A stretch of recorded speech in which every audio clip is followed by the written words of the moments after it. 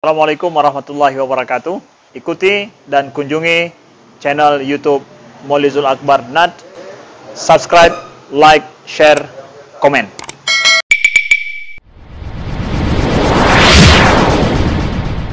Orang yang menunda solat Isya.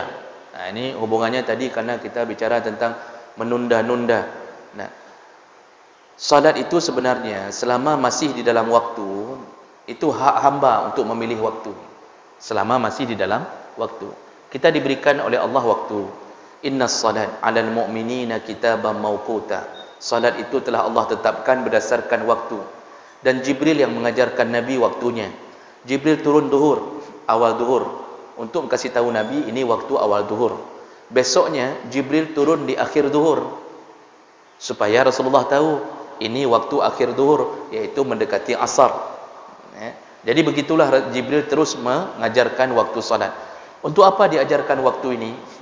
Agar hamba melakukan ketaatan pada Allah di dalam waktu ini. Jadi itu hak hamba memilih waktu. Cuma ketika ditanya, amalan yang terbaik apa? Ditanya ke Rasulullah, ayyul a'mal afdal? Amal apa yang paling baik ya Rasulullah? Apa jawaban Rasulullah? As-salatu ala waqtiha. Salatlah di awal waktu. Jadi ini pilihan paling afdal, salat di awal waktu. Tapi kalau kita tunda, misal kita tunda salat zuhur karena kita pulang kantor, enggak sanggup lagi, terlalu lelah. Kita tidur sebentar, kita bilang sama isteri, "Kapa gelung be, pos tengah deh, lu nak sembahyang lahu." Dosakah kita?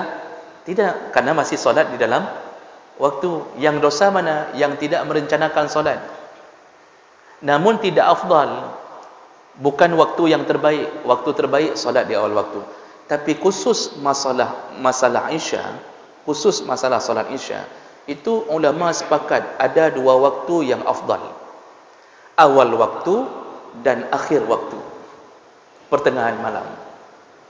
Kalau awal waktu melakukan salat Isya bagus.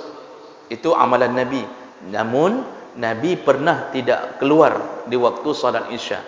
Sahabat datang ke masjid mau salat Isya dalam hadis, lalu Nabi tidak keluar, sehingga sahabat menunggu Nabi, ditunggu tidak keluar, sampai sahabat mulai ngantuk, tertidur dan belum salat Isya. Begitu sifat sahabat, menunggu Nabi untuk salat jamaah. Begitu kuatnya mereka ingin salat Isya bersama Nabi karena Nabi masih hidup. Kita kalau coba imam enggak keluar-keluar 20 menit, mau kita tunggu imam?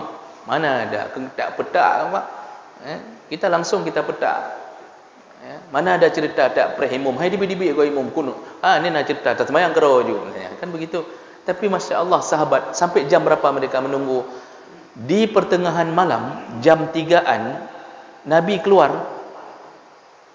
Di situ Nabi melihat sahabat sudah tercampak-campak tertidur. Lalu Nabi mengatakan, bangunlah, berwuduklah, kita salat Isya. Lalu Rasulullah mengatakan, inilah waktu yang terbaik untuk salat Isya. Nah, jadi Isya itu punya dua waktu yang terbaik, awal waktu dan yang akhir waktu, artinya pertengahan malam terakhir. Namun Bapak Ibu, bagi kita yang belum istiqamah bisa bangun di tengah malam, itu sebaiknya enggak usah dicoba. Lewat, Pak. Coba-coba, jangan dicoba. Yang coba-coba, jangan dicoba. Bagusnya awal waktu. Kenapa? Kalau lewat sengaja tidur lalu lewat, ini bisa menyebabkan kemakruhan. Masih ada rencana salat. Tapi kalau tidak ada rencana lewat sampai subuh bisa menyebabkan dosa. Jadi boleh menunda salat Isya dan itu bukan termasuk tulul amal. Namun dengan ilmu, bukan menunda suka-suka. Menunda dengan ilmu artinya tahu bahwa waktu Isya ada dua waktu yang terbaik.